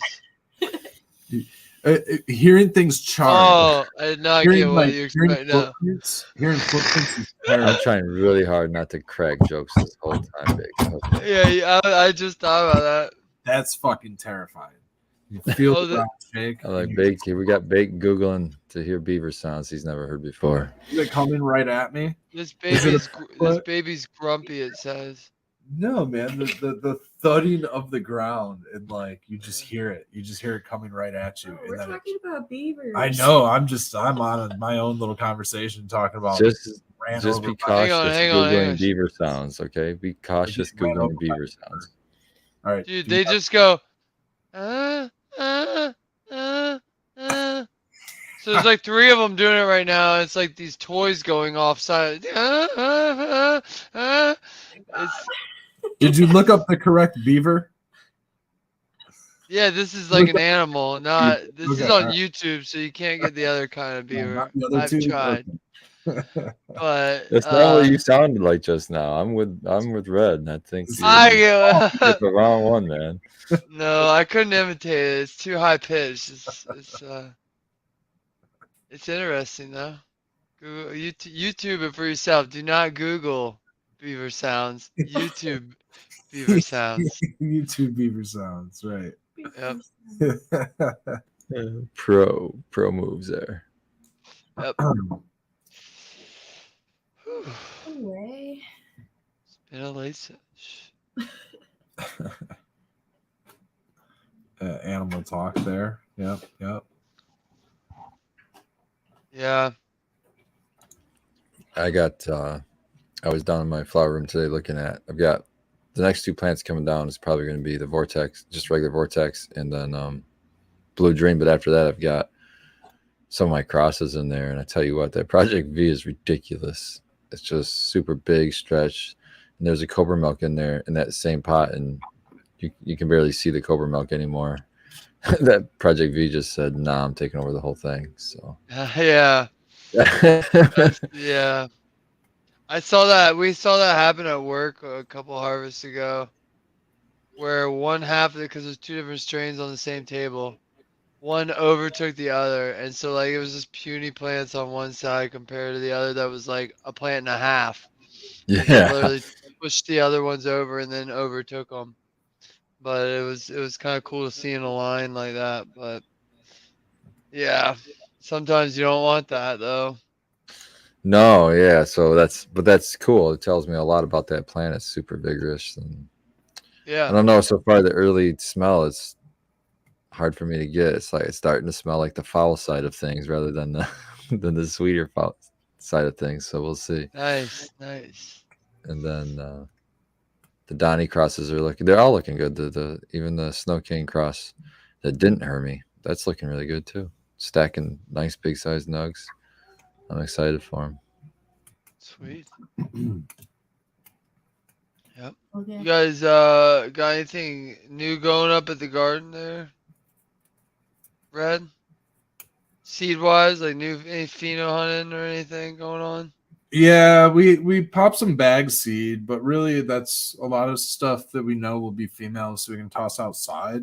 We might keep before we toss them outside, but we want to get into this rainbow belts, this Puro Loco,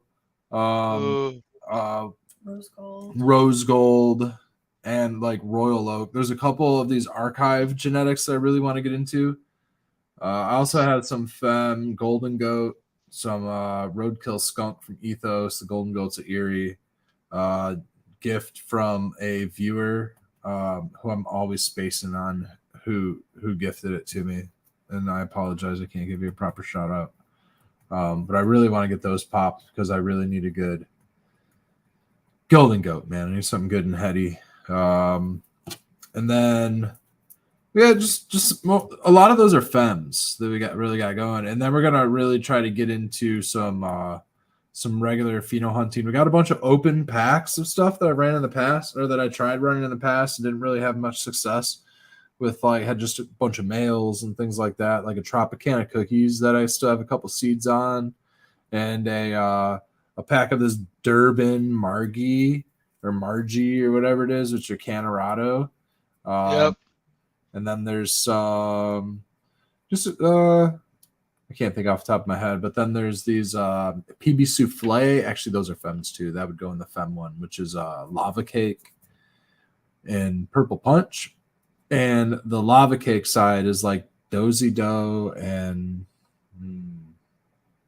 Dozy Dough and something. I can't think of it. Might be Face Off OG or something like that. I think that'd be a nice cross. That might be Lava Cake. Yeah. Super nice cross. Yeah, I'm excited. We got a bunch of like archive, and I got a bunch of exotics that I need to get into. Exotics genetics always seems to have really cool, just dense, sugary, really nice crosses, really fruity. Which I ran there. Strawberries and Cream, which is a really heavy hitter for us. It's a popular one. That was their first. A lot of these ones are from their first run. So the Strawberries and Cream that I run is from the original strawberries, which the pack just said strawberry times cookies and cream.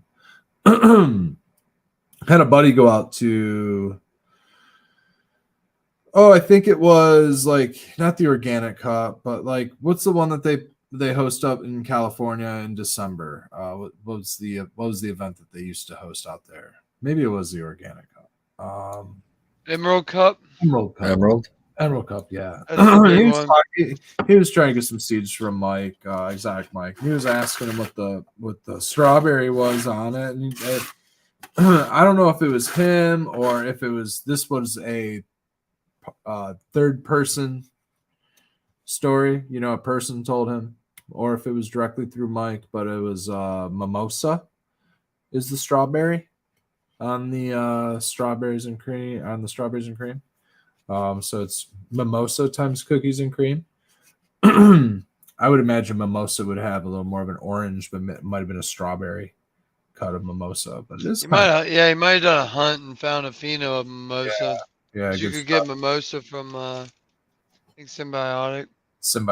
Yeah. That was actually a pack I really wanted to get, but it was $200. Same. I don't know, man. That's like, I was like on horror seeds for a while back before there was just so many breeders, or before there were so many seed banks to choose from, easily. And I wasn't trying to give anybody my credit card number. I wasn't trying to buy seeds with my credit card, do anything like that. I was doing the old fucking money order shit back in the day. I got most of the seeds in my box came through money order, and just good old cash payments. I never got seeds from overseas. I just could never source. I always grew from bag seed, or grew a clone that somebody could toss me. I found clones in dispensaries early on. That was my way of sourcing genetics back in the day. I was just getting clones in dispensaries because I'm not going to buy seeds on the internet. I'm not shipping seeds over the mail. They're not coming to my mailbox. You know what I mean? And then once shit was legal in Michigan, and then, 2018, and hemp and all that stuff, it was just a lot easier, and shit just opened up, and it became a lot less, a lot less paranoia involved with it. And so I'm pretty lenient about my seeds, now, with like ordering them. Nowadays I just don't have the funds for seeds in my budget. There was a time where seeds were in the budget and I was stocking up, but that's just get enough. Yeah, you're straight. Yeah, now it's a matter of hunting. You can do like what Spartans do and make your own, and then you'll have them forever. Yeah, dude. Now that's the thing, man. Now I got so many fucking seeds because I grew some plants and let them seed out, and fuck, man. That's what I like too. Growing up my own stuff, I prefer to do that. It starts to get rock solid growing conditions. It adapts to your environment, and then you got something unique. And you have more to hunt through. You can do a pheno hunt, with more seeds. Yeah, totally. You can watch how it just like watch the run different one varieties. until you find one that you like, and then stop for a bit. Yeah. Then get back to it. I just put them up against each other, so I'll, find one that I like, and then when I want to, I'll fucking pop 2 or 3 more of those seeds and run it up against that one I like. And is it better? Then switch it out. And if you don't really, if you get bored of that strain, probably be a little bit easier to be like, I came across like 3 or 4 that are real close to this. I'll just get rid of this and hunt it again in a few years if I want to. You know what I mean? Instead of trying to hold a clone in perpetuity for years and years like I do. And they fucking get sickly and fucking shitty over time. And you got to like reinvigorate them every now and then. And like, we just finally took a new batch of moms, and our rainbow driver has been looking funky lately, dude. And I'm like, what the fuck? Does this have HLV? Is there something going on with it? Like, we brought in a clone this past year, but it's been looking fine. Like, everything else is kind of looking fine, but we're just, just to be on the safe side, we did not clone as willy-nilly as we normally we're razor blading and then wiping with alcohol, cleaning with alcohol, just using gloves and doing that process. Dude, we got down and dirty. We had a bucket of bleach and water, 10% bleach and water, 2 different pairs of scissors, no razor blades. We just used fresh scissors, got a brand new pair of scissors. I just didn't use razor blades just because of the mechanics of the whole thing. Just happened to be a lot of dipping in the bleach.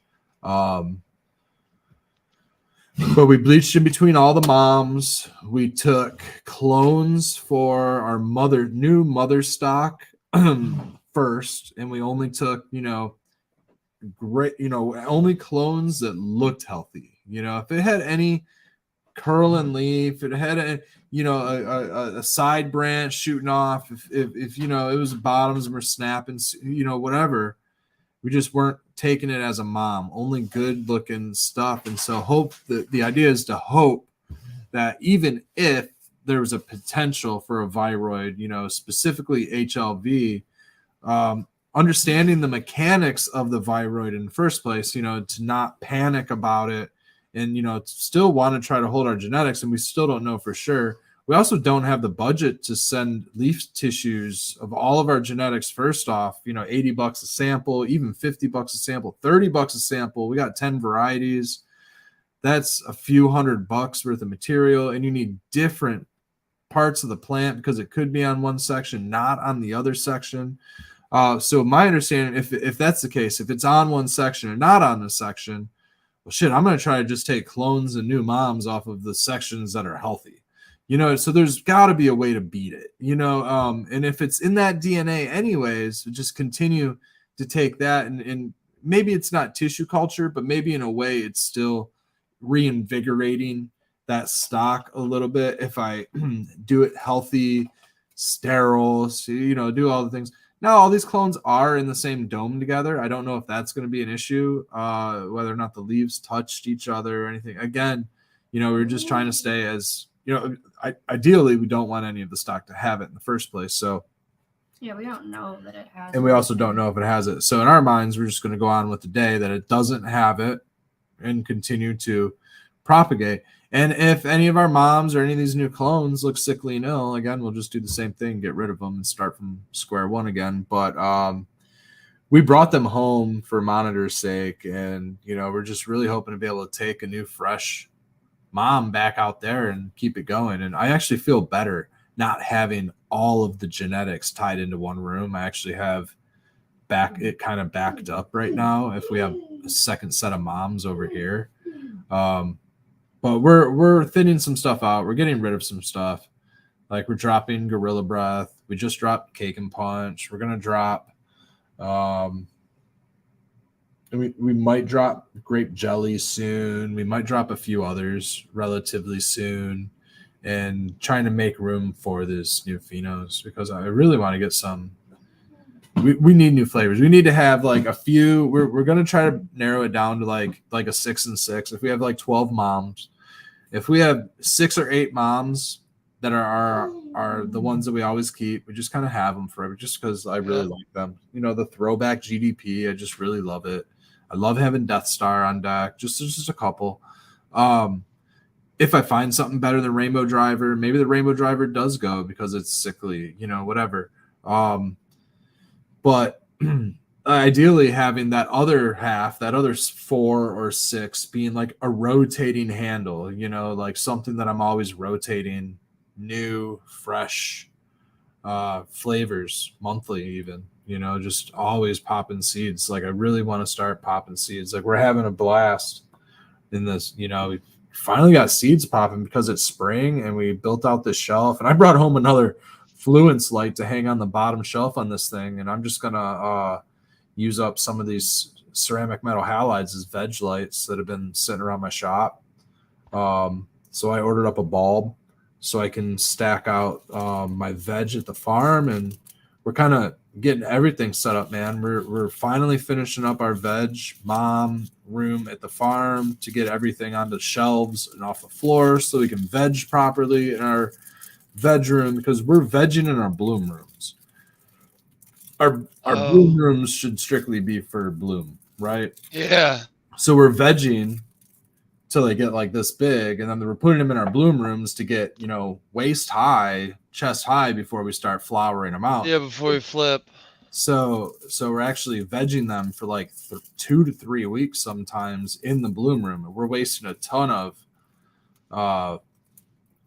you know, rotation time. Yeah, like we could have other crops flipped. We could probably flip another 3 crops a year. You know what I mean? Yeah. Rooms just about based on what we're, maybe 2 crops or something based on what we're vegging with. Instead of waiting for it to get to a certain height you want. You're right, That's what right. you're saying. Just get it in there, get going. Yeah.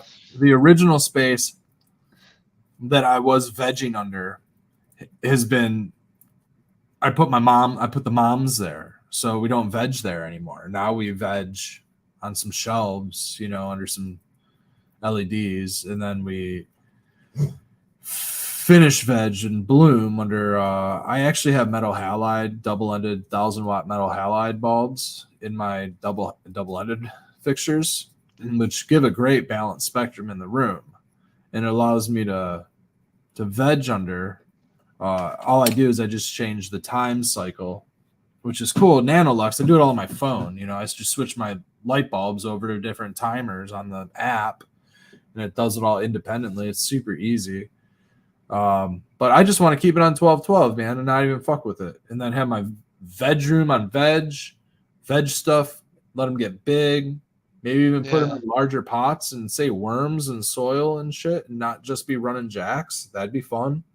Because if you do, if you don't wait till you get to a certain height when you put them in flower or the flower room, you could possibly do more plants that way. And we can let stuff like a smaller pot. Big enough. Like right now, we're only vegging like a certain amount of time and throwing them in bloom, regardless of size. Right? It'd be nice to have a extra stash of plants that might grow a little faster or something, that like stuff like citrique or like something that just doesn't grow as fast gets a chance to catch up. And like let's say something needs an 8-week veg time and other stuff needs a 4-week veg time.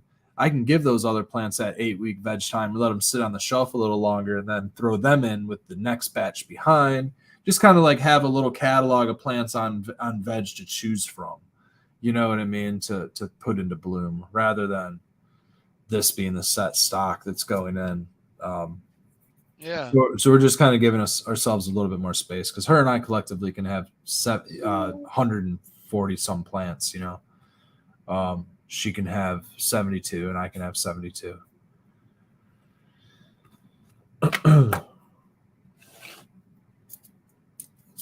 Separate locked places. Yeah. In different rooms, separate locked places, locked rooms. It's almost like you could use a separate another veg room. Yeah. Yeah, no. The moms are just way too big. That's the issue. How many of those do you have? There's 10. 10 moms right now, which is nice, dude. I used to have like 16 or like 18 genetics that I was trying to cycle through, and I had them all for a long time. And I finally knocked that down. So I wouldn't mind having 12 or 16 solid moms. I think we can do. I think we're going to have room on the shelf for like maybe 12 to 16. I think 12 to 16 is a good number. I'm going to do 16 drippers on the bottom. You know, I'm going to do automated system down there, and I think that I'll probably have it like that. And how big? About what size do you have to, or would you say you'd have to have at least to be comfortable for your mom to be at its largest? Like, what size do you need it to be able to cut it around or clones off of it? Not that big, because some rounds we're only taking like 6 clones. It's gonna depend. If we need, I would do racks then, bro. I would just do racks. That's what we're doing. We're putting our moms on racks. Yeah. Oh, okay, yeah. So the bottom shelf is gonna have a LED, and then the top shelf is gonna have a CMH, because I got a little bit more ceiling height to work with. Nice. So I'm gonna do a 315 watt CMH up there, and then the bottom. So basically what they'll do is, you know, when I clean up the moms, they're nice and small, they go under the LED light, and then as they get a little bit bigger, I'll put them up under the CMH, let them fluff up, and then I'll take my clones off of them then. And then after they've been cloned, I'll put them back down underneath the LED and just do that rotating cycle. And I should be able to fit like 4 good size moms and a 2x4 rack on top, or 2 really good size moms up there if I'm really gonna like monocrop. Yeah. I don't like monocrop. I like having a bunch of varieties to choose from. And then the bottom, I could probably like hold 12 to 16 varieties down there in small pots. And I really don't up pot my moms or do much with that. So I guess it's going to depend on how big of a pot that I work with, but probably like a 2 or a 3 gallon at most. And then probably because of this whole HLV thing and everything that's going on, probably start taking new moms at a better frequency than once a year. Maybe I'll start taking new moms a little more like twice a year, maybe 3 times a year. Maybe really try to keep the stock, reinvigorated. Well, right. I don't really see you taking in a lot of clones, so I don't see a danger of you having HLV to come into your system. We took in 1 clone this past year, and so I just want to make sure that it's out. And once it's out, the only other option would be if it comes in on seed stock, which I hear is a possibility. But it's a low possibility, but it is a possibility. Pretty old. Like, I haven't gotten any newer seed stock. So running key with that is don't get the Cali breeders, unfortunately. Like Canorado. Oh no, Canorado is not. I think he's. Well, it's just like places where it's been so prevalent. That's where you want to avoid the seeds there. I mean, there's nothing you can really do. There's so many breeders coming out of there. In runts crosses specifically. That's not common. Just something I've heard. I don't know if that's a thing. But I also saw somebody like trying to point out certain characteristics, like the branch was coming out sideways, and he had like a something runts. I don't know if that's what Deep Tissue Culture Rachel was saying on here. I don't know. Or on the Sunday show. I don't know if it can do horizontal branches. Is HP, and then they're also weak as fuck. Like you touch them, and they just snap off. But I mean, it's not always the case with that one, obviously, because I've defoliated. We've defoliated enough to know some strains pluck easier than others, and some are more delicate. But I think it's to an extreme, and like where you barely brush up against a pistil on that branch, and it's breaking or something. That's what I wonder. It might have HP. Like if I touch it, is it gonna break? Like, is it gonna really break? Like, if that's the case, it should break under its own weight really easily. Well, that's it's like on the precipice of that, and you barely brushing is like the And that's kind of what it's just because it's so weak on the inside. Our rainbow the driver's been structure. doing some weird shit like that. Like it's been growing these really weird branches that just don't form right. Like we're getting weird nugs. Make yourself feel better and go get a test from her. I don't. It's just we don't have the budget for it, man. Yeah. I don't know what they run on the HP or whatever's. We're budgeting bills right now, and it's a mess. But there's some other things that cause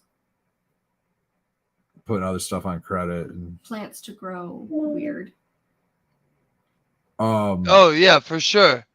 Yeah. And it's not always like the round before it was not like that. Yeah, I mean, almost like I'd rather just scrap everything and start over from seed. You know what I mean? Type of a thing, and just kind of go from there if that's the case. But I think we can, like I said, like I'm not even gonna think that I'm not even gonna like say that we have it. I'm just gonna work at keep up my preventions. You know what I mean? And just like most of the mom on that plant look great. There's some sections of mom where it's like I don't want to clone that because there's funky looking leaves.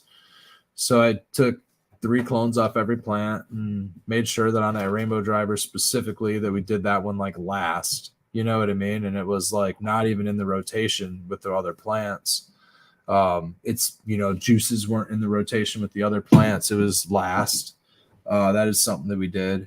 And then like most of the rainbow driver does grow good, but then like I had this thing the other day, it's just this one in flower where I was moving it around and like I bumped one of the branches and the branch fucking broke off. It broke in half. And I'm like, that motherfucker. And I started looking at the rest of the plant. It had some curled leaves. Branches started growing out sideways. And I started looking at these videos and it was like checking all the boxes. I even had a clone come into the building in the last year. You know what I mean? And I was like, motherfucker. So that makes me think about that other clone, right? Does it have? So I made sure that other clone had been taken of the last. So those were like the last 2. That was taken actually last, because if the rainbow got it from that plant, well, that plant's got one, So you took in more than one. What about Cake and Punch? And those ones wouldn't have it. Those ones were all hunted through seed. And he doesn't bring in clones like that either. Those were all tried. They didn't look bad at all. They also all those ones grow good. Yeah, that's the other thing is everything else looks good. That's the hard thing. Everything else is growing fine. Nothing else. Actually, the GMO did have some stacking. It was growing funky on the last round. So I don't know. It's hard to say. It's really hard to say where it's coming from. It could be a fucking pH issue. It could be so many things. It could be overwatering. We only check on them every like 3 days. Like we're not really running a runoff. Like there are a handful of things that it could be, but it used to grow a little bit better. Why would it take a year for symptoms to start showing? I mean, it hasn't been running the best in the last. That's the danger of this thing. It's hop latent. So hop was where it was first found. Latent means that it just sits and chills before it shows up.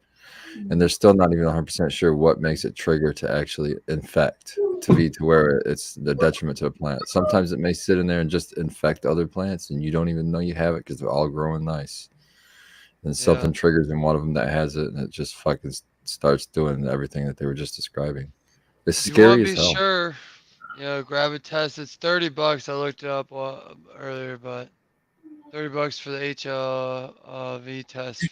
I used to go in there too, and like my moms would be getting, or even in veg, and plants would just be getting too tall, and they'd start touching the light. And I just grab a pair of shears and just go, just give it a cut. You know what I mean? Just give it a box cut, and just go in. You might as well just get a pair of hedge trimmers and just go right across the top. And I mean, that was a practice of mine for a really long time. And I think we're just going to be a lot more diligent about individual pairs of scissors on plants and making sure that we're taking properly clean clones and healthy clones. At work, we've been worried about, like, for a while, there was like a paranoia of it. And I think we got like,